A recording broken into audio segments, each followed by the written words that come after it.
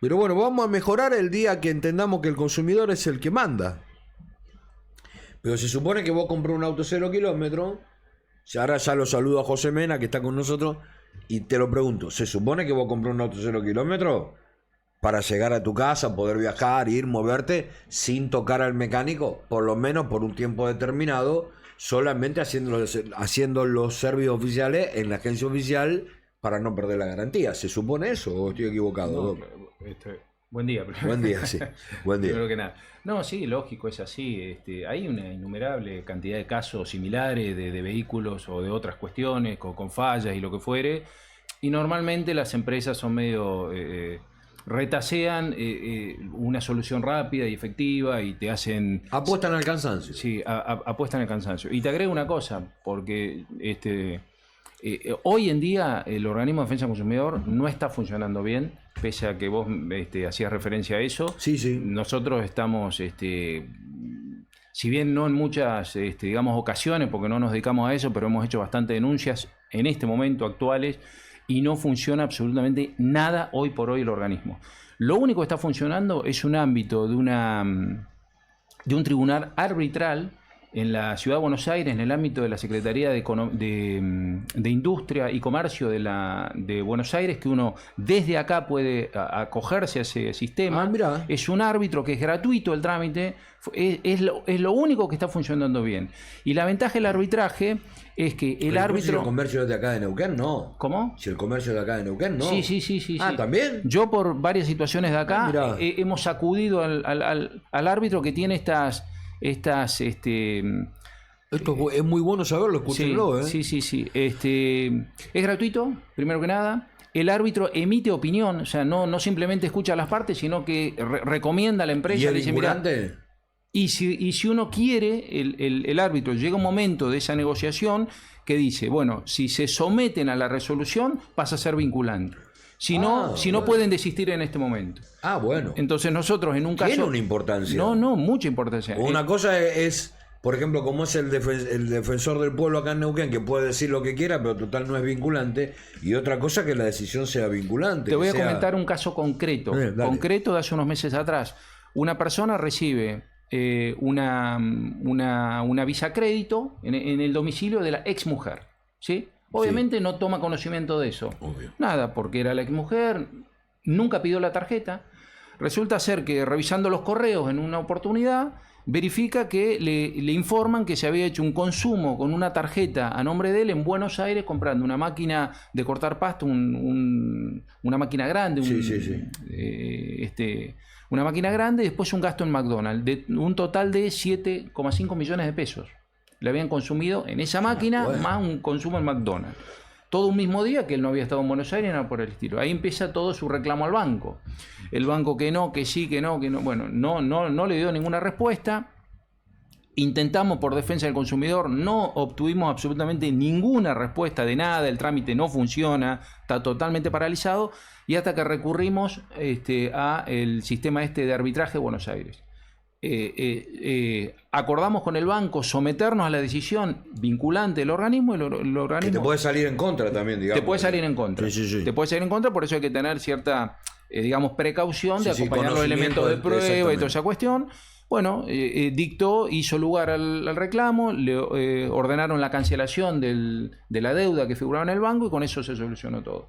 Pero fue la única herramienta que tuvimos. Lo que yo te mencionaba hace un ratito, que me consultabas antes de estar al aire, digamos, es que en el ámbito de la justicia, digamos, uno puede recurrir al ámbito administrativo, que sería defensa del consumidor, pero también puede optar o después o paralelamente de ir a la justicia.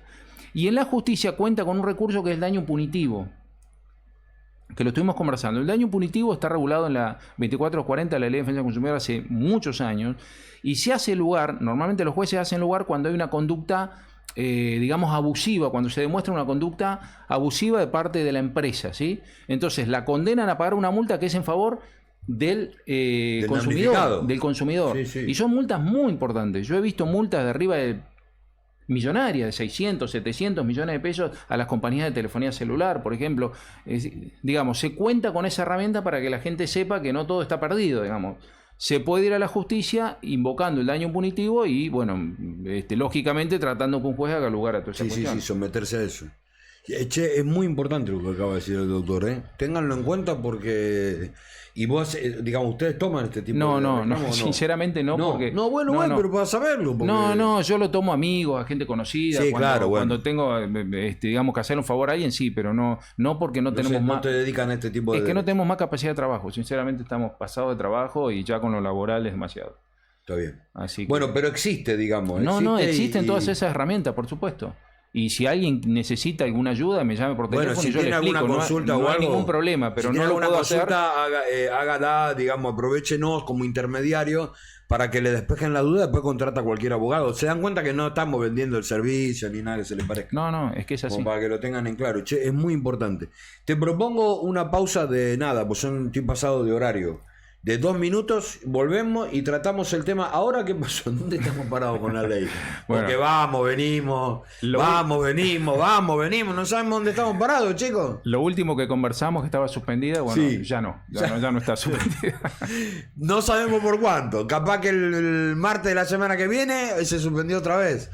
Qué sé yo, es muy payasero. Y es complicado y está todavía la decisión de fondo sujeta a verificación judicial, así que es probable que otra vez tengamos alguna novedad. Es poco serio, José. Bueno, es la justicia. No sé, nosotros estamos acostumbrados a que haya un fallo, que uno recurra, que tenga un efecto suspensivo, que esta cuestión, bueno, para nosotros es un trámite normal, pero esto se debe... Te hago la primera pregunta, si querés me la contestás ahora, si no después como quieras. Digo, ¿esto pasa porque de fondo las cosas no están bien hechas? ¿O pasa porque pasa normalmente? Es decir, porque la ley no está bien basada en un sustento, en una base firme. No, es eso, porque fíjate que si, digamos, más allá que puede haber un juez con alguna inclinación política para un lado y para el otro, la realidad es que para dictar una medida cautelar tienen que haber elementos suficientes para que el juez se pueda apoyar en eso. Entonces, cuando ya se sancionó la ley, todos decíamos que había algunas cuestiones de la ley que podían ser declaradas. El primer día. Por eso, que podían ser declaradas inconstitucionales. Bueno, fue lo primero que hizo el juez Ojeda. Evaluó y dijo, no, todos estos artículos tienen, digamos, prima facie, como llamamos nosotros, en principio tienen una cuestión que puede afectar a la Constitución Nacional. Como consecuencia de eso quitó la cautelar. Bueno, después se suspendió, que te lo explico ahora después. Ahora digo, es increíble, ¿no? Porque, digo, le pagamos a un montón de gente que está sentada en una banca con asesores, teóricamente con abogados que saben un montón y con asesores... Digo, y terminan haciendo cosas que después son de muy fácil, de rebatir muy fácilmente, digamos, ¿no? Es increíble. Sí, lo que pasa es que las cosas, bueno, lo hemos hablado acá infinidad de veces, las cosas se hacen mal. Hay siempre cuestiones políticas vinculadas a las normas y las teorías económicas prevalecen sobre lo que debe ser el derecho laboral. Hay un montón de cuestiones para analizar. Pero esta ley particularmente tenía todas las características de que en algunos puntos concretos iba a ser declarada inconstitucional. Bueno, en eso estamos en este momento. Falta una resolución de fondo ahora, pero esto va a terminar en la Corte Suprema, como hemos dicho, y veremos qué pasa en su momento. Pero hoy por hoy está vigente, eso es lo importante. Lo charlamos en 2 minutos después de la pausa, aquí en la mañana de la radio y en la mañana del streaming, acá en www.elarcaneuquen.com.ar. Estamos con el doctor José Mena. Estuvimos hablando, obviamente, sobre el tema de protección al consumidor, pero lo que nos convoca, como siempre, es el tema del derecho laboral, a lo que específicamente se ha especializado el doctor, que es uno de los 13 o 14, creo, 13 son, ¿no? Según me dijeron en la facultad, 16. 16 que hay en todo el país, el único que tiene el doctorado acá en Neuquén sos vos. Entiendo que sí. En Neuquén sí hay una chica que es compañera mía que lo hicimos juntos, en Chipoletti. Ah, bueno. No, está bien. Pero Chipoletti es Río Negro. Sí. En Neuquén sí. Bueno, interesante. Che, o sea que en 2 del país los tenemos uno al lado del otro. Pegado. No es un tema menor. No. Vos te pensar que es como un seleccionado, digamos. Lo que pasa que con Ana, bueno, te aprovecho a saludarla, con Ana hicimos la maestría juntos. ¿No la querés invitar un día que venga a compartir el escenario? Por supuesto, sí, sabe una barbaridad. Hicimos un posgrado juntos, después hicimos la maestría en Derecho Laboral y Relaciones Laborales Internacionales en la UNTREF, y después juntos de ahí hicimos el doctorado, que lo finalizamos ya hace un tiempito atrás. Y los dos nos recibimos de doctores. Bueno, ¿Dónde quedamos parados con la ley? Hablábamos recién antes de la pausa, en cuanto a la vigencia o no vigencia de la misma. Porque digo, hoy más que nunca, y no lo digo porque vos, porque me sé que estás sobrepasado de laburo, pero una empresa hoy necesita de un letrado que los mantenga, pero a raya al día en cuanto a la contratación de gente, porque nunca sabes qué es lo que estás haciendo. No, pero además fíjate esta cuestión, hay medidas que pueden haber tomado empresas bajo un contexto normativo de vigencia de la ley y otra medida que las pueden haber tomado pensando que la ley estaba vigente, estaba suspendida. Yo, para repasar eso, acá te traje las fechas. La ley entra en vigencia el 6 de marzo del 2026, ¿sí? El 30 de marzo, o sea, el mismo mes, el 30 de marzo del 2026, se decreta la suspensión. O sea, que estuvo vigente del 6 de marzo al 30 de marzo, ¿sí? Se decreta la suspensión. Es decir, estuvo suspendida ¿hasta cuándo? Hasta el 23 de abril del 2026, que retomó vigencia. O sea, estos 3 periodos es muy importante tenerlos bien apuntados, sí, porque depende de las medidas que hayas tomado, si las tomaste en el contexto de la ley o te equivocaste y las tomaste pensando que la ley estaba vigente o viceversa, estaba suspendida. Pero ¿qué hay que hilar tan fino? Hay que hilar. Y es así. Lamentablemente la situación es esta. Y hay que tener en cuenta que todo esto está vigente, pero está vigente bajo el contexto de un proceso judicial donde se está verificando si la ley es constitucional o no. O sea que puede suceder, y me animo a decirte que va a suceder en algún aspecto, que se vuelva a declarar definitivamente inconstitucional, más allá que haya recursos y caminos hasta la Corte Suprema de Justicia de la Nación, que será quien en definitiva determine si hay una inconstitucionalidad. Y ahí no hay tutía, una vez que se define, una vez que se define, en este caso que es un proceso colectivo entablado por la CGT, no hay tutía porque engloba todos los intereses de todos los trabajadores. Ahora, la resolución de la Corte Suprema, ¿se puede dar ahora o se puede dar dentro de cuánto? No, eso va a ser... ¿Va a ser rápido? No creo. Eso como mínimo va a demorar 5 o 6 años en total. O sea que va a acceder a este gobierno, seguro, lo menos en esta gestión. Supongamos que repita, lo va a tocar en otra gestión. Pero supongamos que no repita, lo va a tocar en otro gobierno. Ale, hay 1000 ejemplos que yo te puedo dar. Miles de normas, de cosas, el régimen de riesgos laborales, de riesgo de trabajo. Sí, hay millones de normas que se han discutido en algunas oportunidades y la Corte le ha llevado en algunas oportunidades hasta 10 años terminar de resolver esto, porque esto tiene instancias, está la Cámara de Apelaciones, después la Corte Suprema, después está los recursos intermedios de revisión, de revocatoria. O sea, hay un montón de cuestiones que hay que tener en cuenta que hacen que todo sea una eternidad. Y bueno, y nada, pero hoy por hoy lo importante, creo yo, para que se entienda que hoy por hoy está vigente y todo el mundo, tanto empleadores como empleados, tienen que tener en cuenta eso para saber sobre qué contexto normativo están. ¿A dónde está parado? Exactamente. ¿A dónde está parado? Bueno, a ver, concretamente, hoy una empresa tiene que tomar personal, ¿bajo qué régimen lo toma? Bueno, es la Ley de Modernización Laboral, 27802. Bueno, muchos confunden lo del periodo de prueba, hemos hablado en varias oportunidades que dicen, hay un montón de videos en las redes donde hacen referencia a que la ley de modernización cambió el periodo de prueba. Eso es falso, es un error de quien expresa eso. Seguramente van copiando la misma información de otros lados. El periodo de prueba fue modificado en la ley base, ya tiene 1 año y pico atrás, son 6 meses que pueden extenderse, pero por acuerdo colectivo, es decir, por convenio colectivo de trabajo. Hoy el periodo de prueba son 6 meses. Ya que estamos, te lo aclaro, para que puedas hacer valer el periodo de prueba. Por ejemplo, un empleador, para hacer valer el periodo de prueba, el trabajador tiene que estar registrado en ARCA. Si no está registrado, o sea, el trabajador que está en negro, como se suele decir, pierde, se entiende que el empleador renuncia al periodo de pruebas. Por eso es muy importante tener en blanco a los trabajadores por esa circunstancia y también por la otra razón que para mí es sumamente fundamental, es el sistema de riesgo de trabajo. Cualquier accidente que tenga el trabajador, ustedes saben, de su domicilio a su...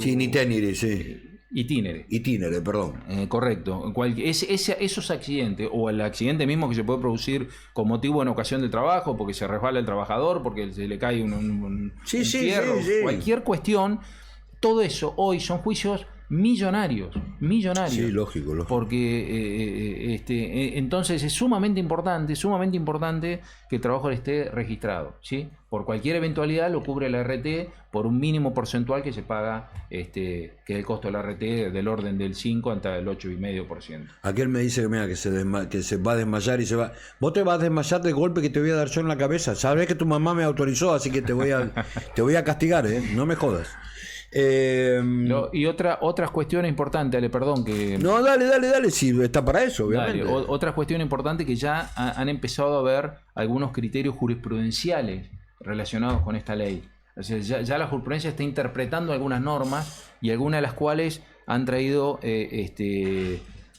una novedad interpretativa que es importante entenderla. Por ejemplo, es el caso de la resolución del contrato por mutuo acuerdo. A ver, ¿cómo es eso? Bueno, lo hemos hablado acá en varias oportunidades. Uno puede acordar con el trabajador o el trabajador acordar con el empleador, desvincularse de la empresa, ¿sí? A veces mediando una retribución, una compensación, una gratificación que le pueden llamar, y a veces no, un acuerdo. Si nos ponemos de acuerdo, decimos, mirá, yo estuve, qué sé yo, 5 años, o 6 años, o 10 años, me voy porque... No, me voy porque conseguí un laburo mejor, porque voy a crecer, porque voy a emprender algo.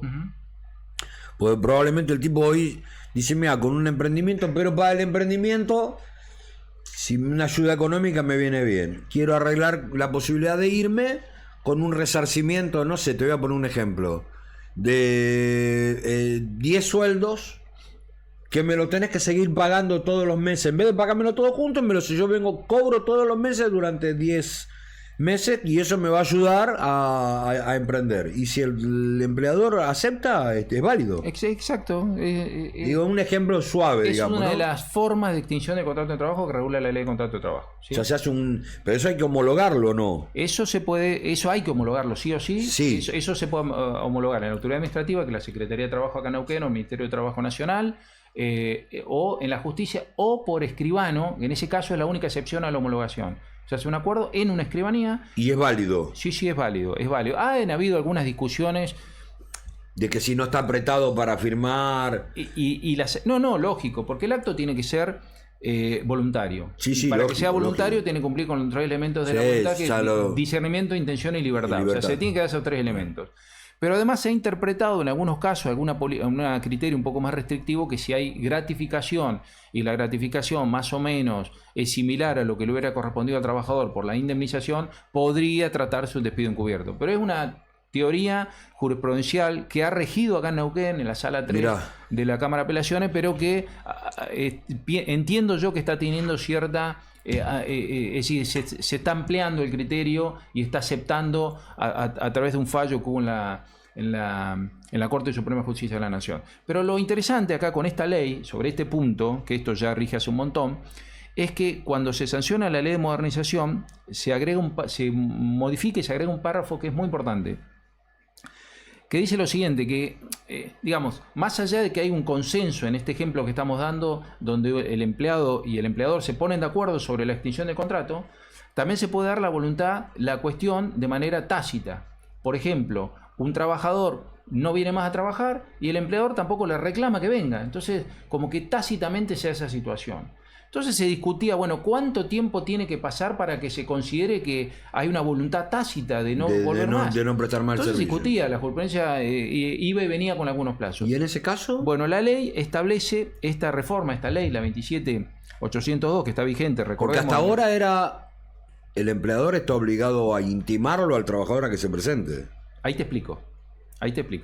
Pues es un poquito más complejo. No, sí, seguramente. Es decir, cuando sucede esto, que el trabajador dejó de prestar servicio, sí, desapareció. No viene más a la empresa, el empleador no le reclama, se discutía cuánto tiempo tenía que pasar para que la justicia pudiera interpretar de que hay una voluntad recíproca, inequívoca, de que ninguno quiere continuar con el contrato de trabajo. Bueno, se discutía, la ley establece 2 meses. La ley esta dice 2 meses. O sea, si durante 2 meses el trabajador no viene más a trabajar, no presta más el débito, digamos, su obligación de trabajo, de prestar tareas, por 2 meses... Se extingue la voluntad, listo. Se entiende, pero ahí viene la cuestión. Esperá que te voy a explicar. Se entiende que hay una voluntad recíproca de ambas partes de extinguir el contrato. Como consecuencia de eso, se considera extinguido sin derecho a indemnización para nada. Perfecto. Listo. Pero ahora vino la interpretación nueva jurisprudencial sobre eso. Ya hay un fallo que hace una interpretación sobre eso. Dice, momentito, porque rige también el artículo 12 de la Ley de Contrato de Trabajo, que habla de la irrenunciabilidad de los derechos de la materia que es de orden público laboral. O sea, hay cuestiones que el trabajador no puede renunciar. Como consecuencia de eso se entiende esa jurisprudencia que esos 2 meses son solamente el derecho que tiene el trabajador de considerar que medió esa extinción de ese vínculo, pero por 2 meses que el empleador no lo intimó, pero no en el caso contrario.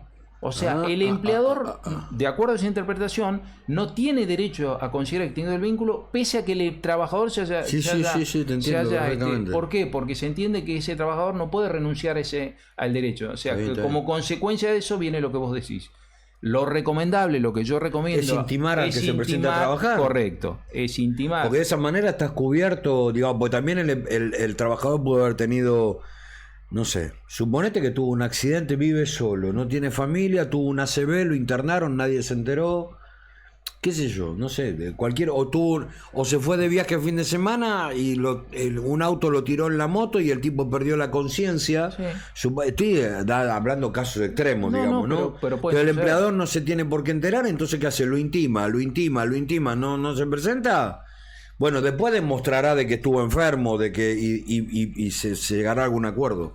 Pero digo, si vos lo intimás y el tipo dejó por mutuo propio porque consiguió otro laburo y de alguna manera estás cubierto. Ahí sí. Bueno, en ese caso lo que tenés que cumplir, el procedimiento que se cumple, digamos, profesional, nuestro asesoramiento profesional, ¿en qué está? Uno tiene que intimar al trabajador a que retome tareas en un plazo razonable, que se calcula que normalmente se le pone 48 horas, 2 días, 1 día, lo que fuere, bajo apercibimiento de tener al trabajador incurso en abandono de trabajo. Y vencido el plazo de esa previsión, de esa comunicación que uno lo hace por carta documento, tiene que volver a mandar una carta documento otra vez, haciendo efectivo el apercibimiento y considerándolo incurso de trabajo. Ahí se cierra la cuestión.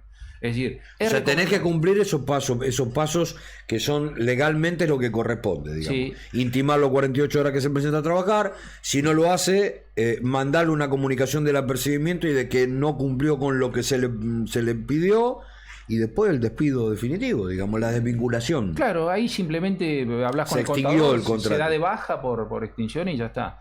Pero lo interesante es que la interpretación que sale de la normativa no es lo que literalmente indica el artículo. Por eso es que es importante esto, porque ahora la jurisprudencia va a ir interpretando cada una de estas normas para ver cómo las tenemos que ir aplicando o cómo cada uno entiende, porque es una decisión de un juez, no necesariamente tiene efecto para todo el mundo, pero por lo menos nos da una idea de cómo se van. Escúchame, antes de despedirte, ¿vos has tenido casos de una persona que se ausenta sin avisar absolutamente nada, sin decir absolutamente nada? Muchos casos. ¿En serio? Muchos casos. Normalmente sucede por lo que decís vos, o gente que emprende alguna cuestión.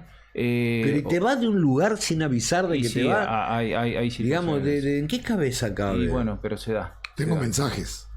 A ver, dale. Siempre y cuando los pueda leer, ¿no? Sí, para leer, complicado. Sí, hablar. Sí. Tengo un trabajador que me presentó una nota diciendo que no volvía más. ¿Está bien así? No. Disculpame, pero mira, yo sin saber te digo no.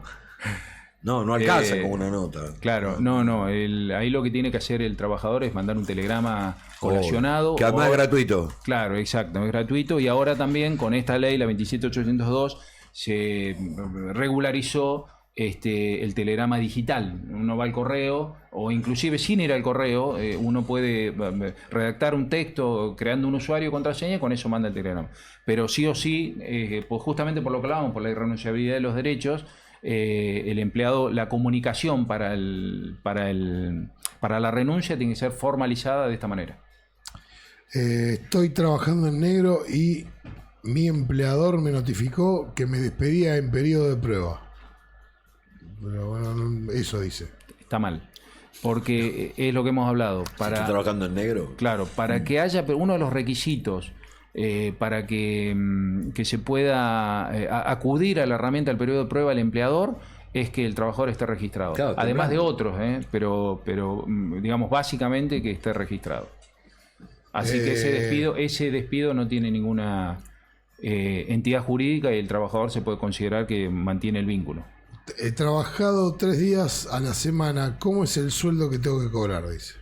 Bueno, eso es interesante, lo hemos hablado varias veces también, eso entra en el tema de la modalidad contrato de trabajo a tiempo parcial, que ahora con la nueva normativa esta que, insisto, está vigente, el pago se hace proporcional a las horas de trabajo, no necesariamente tiene que cubrir un mínimo determinado que antes era de las 2/3 partes. Bueno, listo. ¿Está bien? Sí, está clarísimo. Bueno, pues está claro la pregunta y está claro la respuesta. Bueno, Doc, millón de gracias. Gracias a ustedes. Como siempre, gracias porque es súper claro. Parece mentira, digo que después de qué sé yo, de meses, ya arrancamos el año pasado hablando de este tema, ¿no? Con la posible cambio de la ley y que estemos permanentemente, yo digo, nadando en aguas turbulentas. Es así. Digamos, ¿no? Navegando con el lago picado. Y de repente se plancha y de repente se pica de vuelta y estar continuamente maniobrando es como ir corriendo una carrera con obstáculos, pero que los obstáculos te los van poniendo en el momento, digamos, ¿no? Si tengo que esquivar un palo, tengo que saltar un bache, digamos, es increíble, ¿no? Pero si no estás al día con esto, te quedaste afuera del sistema. Muy buena metáfora, pero es tal cual. Sí, bueno, es una manera de interpretarlo, pero digo, te quedaste afuera del sistema. Es así, sí, si bueno. no estás atento. Bueno, te propongo que invites a tu colega el día que pueda, ¿no? Obviamente que tenga ganas para compartir otra visión y... Le escribo, seguro. Ella es docente en la UNTREF en este momento, pero no va a tener ningún problema porque le encanta hablar, le encanta, bueno, igual que a mí, así que no va a tener ningún problema. Podemos armar una mesa acá y conversar. Acá mismo, al lado tuyo, está ahí micrófono y cámara y está todo dispuesto para que haya otro invitado más. Gracias, José.